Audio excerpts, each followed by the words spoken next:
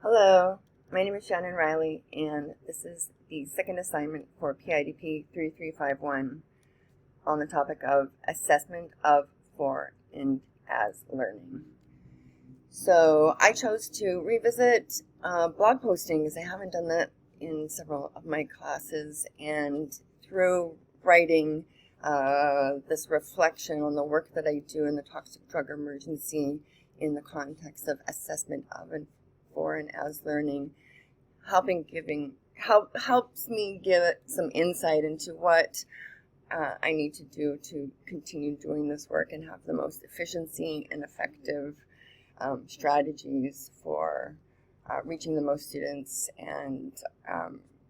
using the resources of my small team. So where I started is just explaining that context at the beginning of the blog post, and then I thought I would just define some of the basic terms that we have in class, and I got those right from the course content, all of them: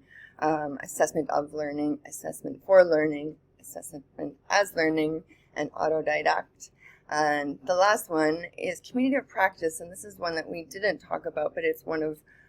my methods to support autodidacts. And I'll define this term right now before we get to the blog post, and that is, it's a community of practice is a group of people who share a common concern, a set of problems, or an interest in a topic, and who come together to fulfill both individuals and group goals. And this ongoing learning is so rich and powerful and supportive, and I really believe there's a lot of power in this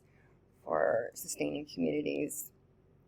So my first reflection was assessment of learning in practice, and the example is of a time when there was just 3 trainers on my team for overdose response, and we were responsible in this pilot to train one of the large housing sites in Vancouver, or organizations, which there are 4 of. So a team of 800 people, and constantly maintaining their knowledge on overdose response through a SurveyMonkey, and that staffing was continually changing, and trying to keep up with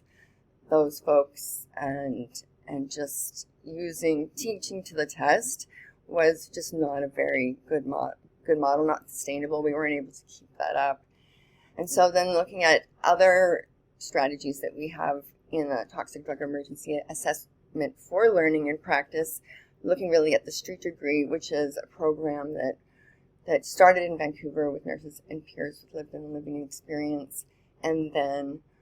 just those in-person classes where the teachers are interacting with students and building on what they know and changing the course of that topic based on the needs of the students in class, and continually growing on that model.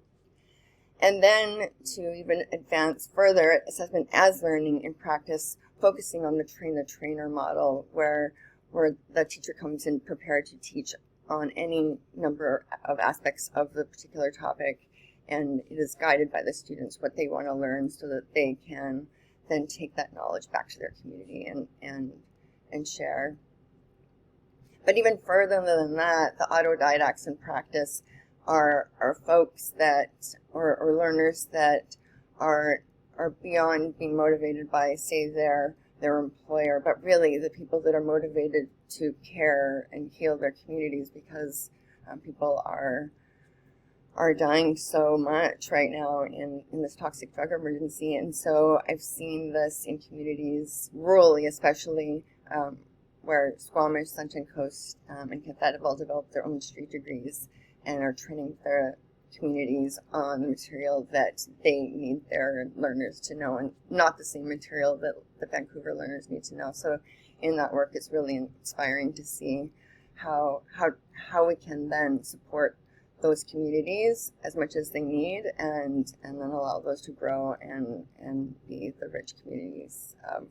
of knowledge that they are. So that's my reflection and my guide to further my practice, and I look forward to the next one. Thank you.